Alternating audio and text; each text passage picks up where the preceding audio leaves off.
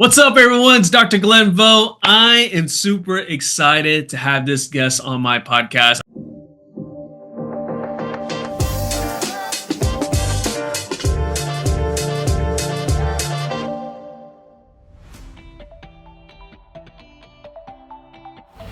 So before we get into our episode, I'd like to give a shout out to Mango Voice, one of our premier sponsors. Mango Voice offers voice over IP phones for dental practices, but it's so much more. Go check them out and make sure you ask for the Nifty Thrifty deal. So I've known him for a while. I've been following for a while. He's actually a fellow podcaster as well. And he is someone that is a resource to dentists. And we'll explain how he's a resource. But before I introduce our guest, let me ask you a question. Would you be interested in working with somebody who can navigate the minefield of financial planning? Would you be interested in someone that can kind of steer you in the right direction when it comes to retirement? And would you be interested in working with someone who could share tax saving strategies? If you answer yes to any of those questions, you're going to meet our guest today, Tim McNeely, host of the Dental Wealth Nation, a financial planner, a friend to dentists. Tim, welcome to the podcast. Dr. Glenn Vo, so good to be here with you. Man, I'm excited. Okay, so we're going to dive right into, people are all wondering, okay, look, so many people want to work with dentists. We're like the low-hanging fruit to all these financial people, but you have a special connection to dentists because dentistry is kind of like the family business. Explain that to us. It is so much the family business. And if you would have ever told me that I would have a career in dentistry when I started out, I would have been like, what are you talking about? But it turned out I ended up falling in love and marrying a dentist. And, when I first met and fell in love with my wife, I had no idea what I was doing. I was actually really miserable because I was one of those advisors with their hands way up saying, of course I want to work with medical professionals. Of course I want to work with dentists. Of course I want to work with business owners. I had all the theoretical knowledge, Glenn. I was the certified financial planner, had all the credentials. I didn't have any experiential knowledge. I didn't actually know what I was doing. And what's interesting is I've since then helped underwrite a lot of research. This is true for advisors out there. They know a lot of strategies and tactics. They don't actually know how to implement them for clients. It would be like asking a doctor, how many crowns have you ever done? Or do you know about crowns? Everyone's going to put their hands up. Of course we know about crowns. You ever done one crown for one single patient? Well, you would hope all hands would be up in the room, but in the financial world, it's not that way. So met and fell in love with my wife and really started dealing with that challenge of not knowing what I was doing. And I had to make a decision. Is this my career? Is this what I'm going to plug in and do? Or am I going to find something else? Because I was miserable. So I made that decision. I said, I'm going to do this. I hired some of the best coaches in my industry and started actually solving the problems my wife and I had. And I didn't know it at the time, but I was building something called a family office, which is just a team of the best individuals to manage our wealth, to help us with all the challenges we had, and got back to being on top of the world and enjoying date nights and having fun with my wife again. And I said, this is what I want to do because I can have a big impact for a group of people that I really love. Well, and I wanted to make sure that you shared that story because, again, there's so many financial planners out there, some really good ones, some not good ones. And I'll just say this, and I think you'll agree as well, is that it's not so much that they're not good financial planners out there. It's more of like they're not the right fit because, again, just like not every dentist can be everybody's, like every patient can be your patient and you can't be everyone's dentist. Same thing with financial planners because dentistry is unique and you live this yourself going through the process of helping set up your family for future financial success. And so I want to touch base on that because, again, people may say, well, yeah, I go golfing at this golf course and there's a guy that's I see every so often, he's a financial planner. I'm just going to work with him. And that just because you have a personal relationship doesn't mean they're the right fit. So talk about why it's so important that the financial planner you work with has some kind of knowledge of dentistry and not just the business of dentistry, but the obstacles that we face, the challenges that we face. Why is that so important for a financial planner to know those things? I'm going to say it's not just the knowledge of dentistry, but it's the understanding that dentistry and your personal life, they are intermingled, Glenn, right? They are not disconnected entities. And a lot of the times, a doctor will be working with a business advisor who's helping them with the tax planning side, and they'll have a personal wealth advisor, but no one's helping them bring both of these things together. And the truth is, they are absolutely connected. In fact, the way that most dentists are going to reach their goals is through growing their dental practice. It's by building equity in a business for a high value exit one day. And if you don't have an advisor who understands that, they're going to just try to get you to save more for retirement and put more money away and buckle down and not enjoy life because they don't actually understand the best way for you to create generational wealth. You don't save your way to that. You create your way to that through equity ownership in your dental practice. So you need an advisor who really understands and gets that. Plus, you also need to understand there's a hierarchy of advisors out there. I talk about this in my book, Dental Wealth Nation. But there really is, right? On that bottom level, you've got an investment advisor. They're going to help you with, guess what? Your investments. And that's about all the advice you're going to get. Next up on the hierarchy, you've got a financial advisor. That may be a little better. They're going to be responsive. If you go to them and say, hey, I need some help with tax planning, or, what do I do about the estate piece? You're going to hear, great, I know someone. I can make a referral. So they'll be responsive to your request, but they're not going to be proactive in helping you achieve all that's important. As you continue up that hierarchy, you may find yourself working with a wealth manager. This gets a lot better because now a wealth manager is going to proactively focus on advanced planning strategies. What are advanced planning strategies? This is the advice beyond your investment portfolio. It's tax mitigation strategies. It's wealth enhancement. It's going to be wealth protection, right? There's people out there who want to take everything you've worked so hard for. You've got to protect it. Then there's charitable gifting, and also how do you get your money and assets to the next generation? They're going to move beyond the investment portfolio. A lot of times, wealth manager is great, but what gets me so excited today, Glenn, is now it's possible to move to the top of the hierarchy. It's possible for driven dental entrepreneurs to have access and build their own virtual family offices, just like the super rich have, without having to have a 10-figure net worth. We've really been able to bring that down and get you the same team. Now, which one you need, I have no idea. You may be well served by just an investment advisor, or you may need that virtual family office, but there absolutely is a hierarchy of advisors out there. It's not just, hey, I know a nice guy at the golf club. Well, I'm so glad that you explained that. And again, that this is the perfect segue into my next thing, which you already kind of answered. And the thing is that depending on, look, just like every dentist is at a different season, different stage of their life, right? Let's say there's people who are just starting their practice. They're in a certain season, right? And then there's people who are like, have one foot out the door and they're ready to retire. They're in a different season. And so many times whenever you're working with someone and they try to give you like a one size fits all, you already know that's not going to work because as a dentist, for those who are listening, that you're in certain season. So I want to ask you, Tim. So again, you had just brought up right there. It's like, hey, maybe you just need like the investment advice. Maybe you need all that stuff. Talk about for the dentists out there who say, you know what? I'm a smart person. I'm just going to go and read some stuff in Facebook and maybe watch some podcasts and maybe just follow some stuff. Maybe they might actually attend a seminar, right? Maybe they actually might take a course. But talk to my fellow dentists out there who maybe feel like, I'm not sure what a financial planner or wealth manager, all these professionals, I don't know what they can do for me.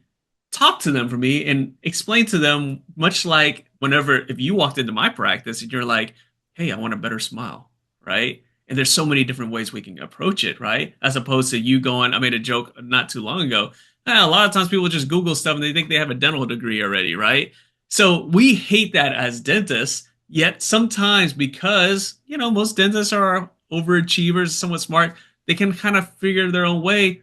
Tim, why is it so important to have a guide in this process? I love that question, and a lot of times you kind of can self-guide your way. There's no question about that, but it becomes a question of efficiency and what are you best doing.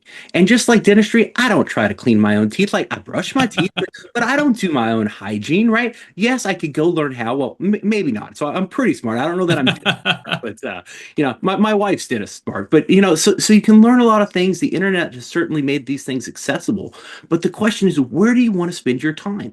The super rich, they delegate this stuff out because they realize they want a team growing and building and working on their wealth so that they can keep spending their time on what matters most, and that's growing the dental practice. And you want to bring that team of advisors in who's going to help you analyze, like, what are the profits? How do you grow that? How do you build best in class EBITDA for your practice? Do you even know what your EBITDA is? Most doctors, you ask them, how much are you making? They have no idea, right? You got to get clear on your numbers. And you need an advisor to help you do that. And it's not always the CPA. The CPA, a lot of times, is driving in the rearview mirror. They're just looking at what's happened. They're not necessarily looking at where you want to go. That's what a true wealth manager does. They come in and they help close those gaps between where you are now versus where you want to go. And they are bringing in that expert team, and they're helping you accelerate your success. This is what you're really doing, is you're buying access, and you're buying talent, and you're buying knowledge so that you can get the shortcuts. I want the cheat codes in life, man. Like I don't want to have to figure this stuff out on my own. It's too hard. And I've learned that lesson, right? That's one of the hardest lessons I've learned, is you got to pay for the advice. And when you do that, you accelerate your success, you get access, you get to join the communities, and you get to be around other driven people who understand what you're doing. So, I want to bring up something because, again, a lot of times dentists and honestly, most of the public, they get a little confused as far as the core professional team that is helping really build your wealth. And you brought up something there. You brought up, like, look, the CPA is important, but they have a particular task. They're good at their task, but they're not necessarily looking for opportunities to grow your wealth. They're more of like making sure that you fulfill all your obligations to Uncle Sam and whatnot and staying in compliance. But a lot of times they're not the best person for some of these questions. Explain to our audience, because a lot of times they may feel like, well, I have a CPA. I'm good. I have a CPA. But the thing is like, we're not talking about the same thing here. Yes, you're not advocating, Tim. You're not advocating, hey, you don't need a CPA. No, you're not saying that at all. What you're saying is that you dentists or dental professionals listening, you have leveled up. And as you level up, you need another, extra people to help you get to another level, right? So explain kind of like, and again, guys, there's going to be many opportunities for you to reach out to Tim, because I'm sure after you're listening to this, you're going to be like, I need to talk to him more. But if you can just briefly explain to people, okay, you have a CPA, and then why would they need to work with someone like you? And again, you kind of talked about it a little bit, but explain that so that, again, a lot of times people have this misconception. I got a CPA, I'm good. No, there's more to it. So if you can just take few minutes and explain that process.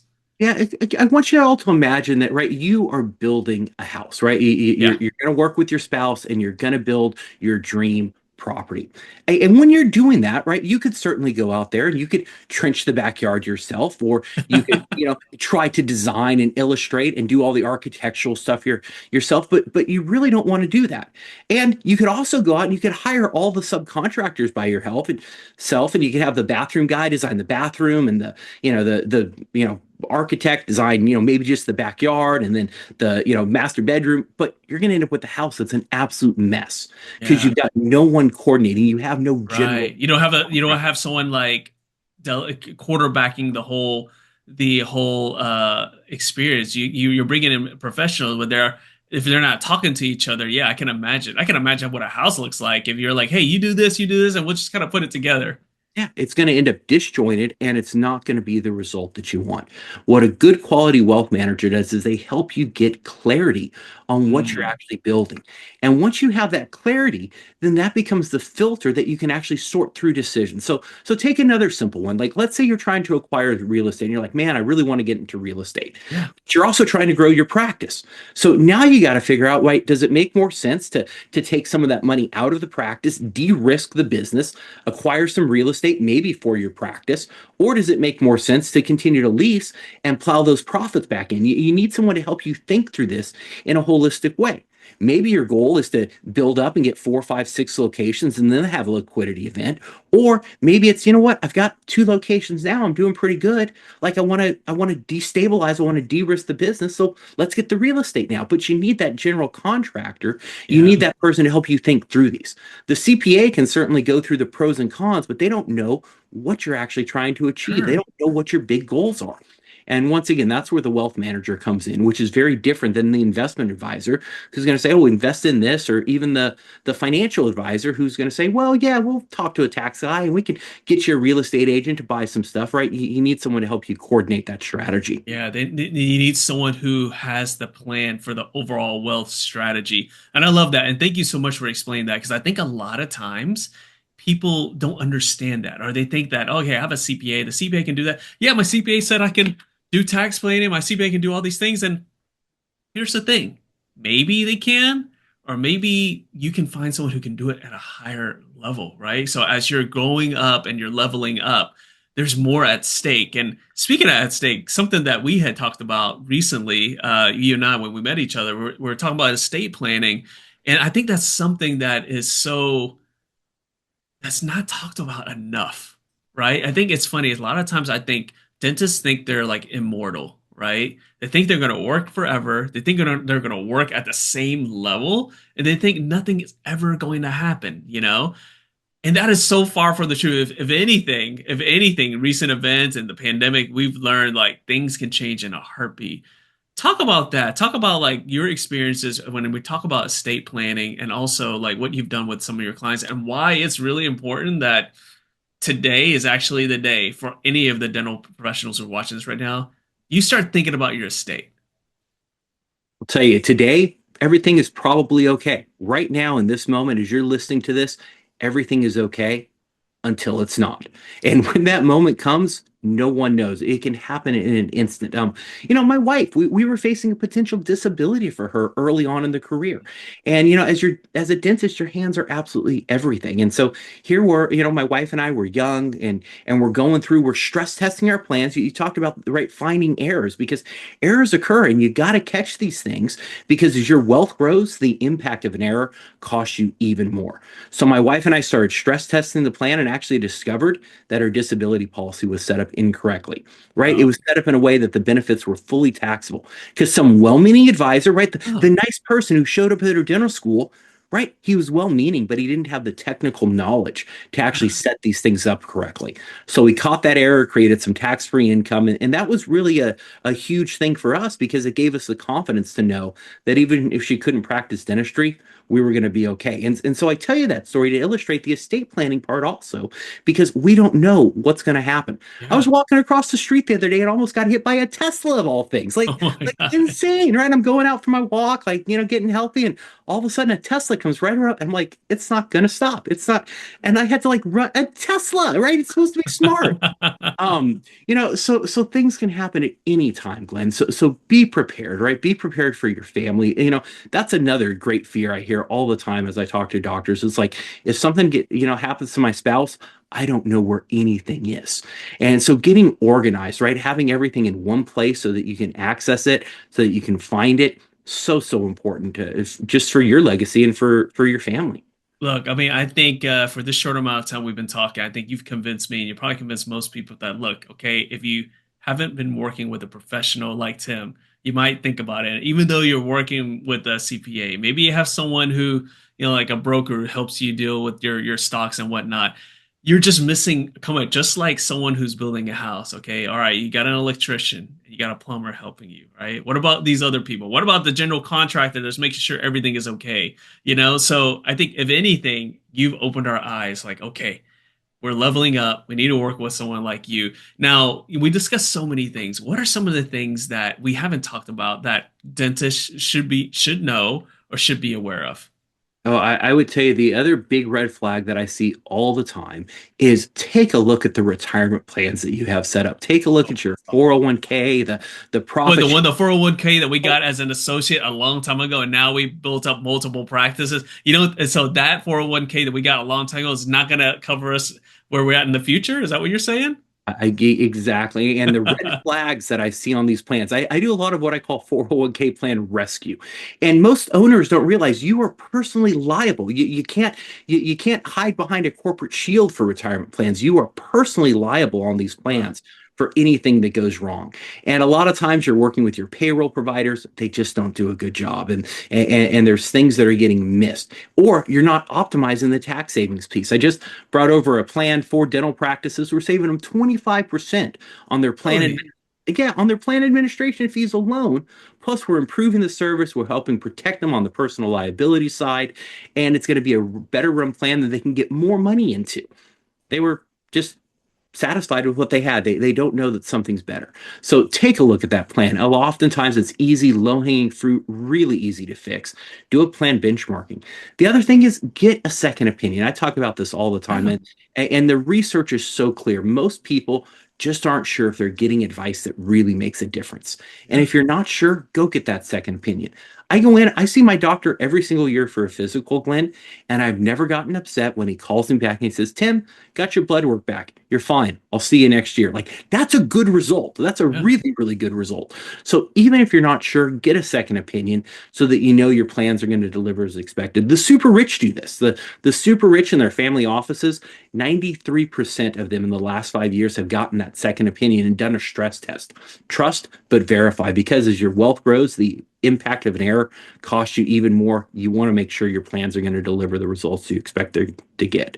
Well, here's the thing. Again, we talked about it. We talked at the beginning of the recording is, look, you might be working with someone that you just go golfing with, or someone that you met, or someone you referred, and maybe they're not the best fit for you as, as a dentist, as dental entrepreneur. There's so many different things. They might be good for someone else and someone other career, and you'll never know unless you actually have another professional look at it. And who knows, right? Like maybe they're doing everything amazing. Tim's gonna say you're in good hands, but if there's not, there's so much money at stake, especially where you're working so hard building your wealth. There's so much money at stake.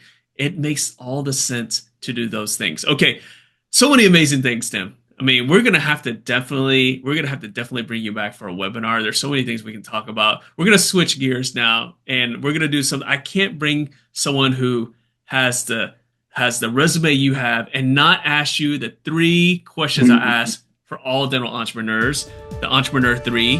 The first question I'm going to ask you is, what is a productivity tip or tool, a tip or tool that makes you efficient or makes you more efficient that you can share with us that hopefully makes us more efficient as well?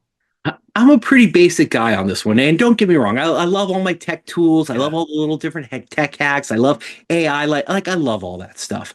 But for me, the biggest thing is my calendar. What Yeah. gets scheduled gets done.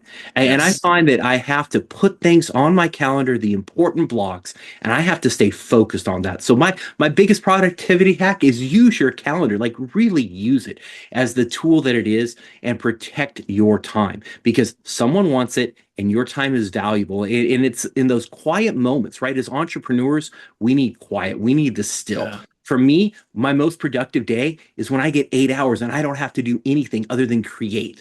That's my most productive time. Other people are like, "What'd you get done?" I'm like, "You have no idea what I got done today."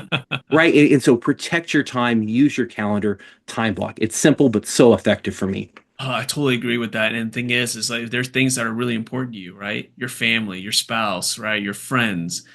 Sometimes you're like, you know what, I don't have time for them. But here, the reality is you probably could find some time. You just didn't schedule it, right? And so again, some people say like it's so hard to balance everything. If you slot the time and you put the appropriate time there, you can have almost anything you want, as long as you Yep. plan for it. So that's great advice there. Now, Yep. the second thing I want to ask you, and again, as someone who's written a book, we've both written books, we've both read a lot of books. I've read your books. As someone who sees the value of books, I want to ask you, what is your favorite book? It can be any kind of book, Mm. but you got to tell us why it's your favorite book and why someone else should read it. Well, aside from the Bible, so we'll just start there. Favorite business book out there is really one called Everyone Wins. It's by my friends John Bowen and Russ Allen Prince. And I love this book because Russ has spent an extraordinary amount of time working with the super rich, looking at how do they create their businesses? How do they put deals together, right? How have they been able to create incredible wealth? And the way they do it is they create deals where everyone wins. They don't Yes. try to get to the end of the table and say, well, you know what? I made $100 billion and no one else made anything. They go, I'm content. I can make 70 billion because I want to make other people and give 30 billion away. So they're looking at deals. They're looking at structures. Is how do you create systems where everyone walks away a winner? Because if you're the only one holding the money at the end of the day, you've actually done it wrong. And so they approach things from an abundance mindset. And so I just love that book. It's the framework. It's a playbook for how to do this. Well, and for those who know you, like I know you, and for those who will end up working with you in the future, Tim, they're going to understand that there's a reason why he likes that book. He literally lives he lives that lesson, abundance mindset, and being value of others, and once you're a value to others, everything, all the blessings come back. So I'm not surprised you said that, Tim, knowing you, and that's something that I definitely was gonna want to look up and read as well. So thank you for the recommendation. Now, whenever we go on social media, whether it's LinkedIn, Facebook, Instagram, and we look at people who we look up to and follow, we see their lives and it looks like a highlight reel, right? Like they're win after win, business deal, business success after business success, amazing fame, all these great things. But what we don't realize is all the people that we look up to and that we follow, all that success is built on a foundation of failure. A lot of times they failed and they learned and they moved forward. And so, in the spirit of failure and also learning from it and moving forward, Tim, share a loss that you've had or a mistake that you learned something significant from that we all can learn something from. So I think one of the biggest lessons I've learned is early on in my career, I spent too much time trying to strengthen my weaknesses. But now you Mm, think, what the heck? Why? Like, no, you want to improve, you want to get better. What's your weak at? No, you don't. You want to delegate that stuff. You want to find someone else who's better. And look, early on, I thought, man, I got to build a team. I got to bring the right people in. I got to learn how to manage them. Like, I'm not good at that stuff. I just am not. That's not my talent. My talent is working with clients one on one. It's doing big picture strategy. It's being the visionary for the firm. It's helping clients, right? That's what I love doing. Managing people, not my strong suit. But I spent too much time trying to fix it, trying to improve it, trying to say, well, how do I get better at this? Instead of saying, how do I hire for this? How do I find the person who can do this for me? And once I finally found that team and I put people in place who were excellent at it, all of a sudden I got back to enjoying my business and life, yeah.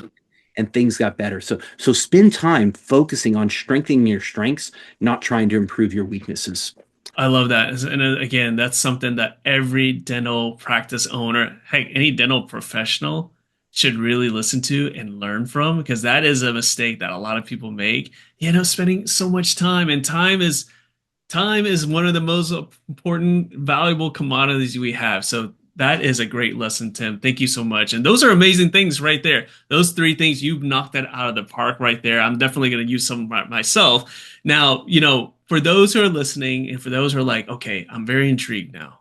I understand how a team like this can come together and help me out and how someone like Tim can help me navigate this minefield right here, right? So for those who want to take the next step and learn and figure out if there's a connection between you guys where you guys can collaborate, what's the best way to get a hold of you?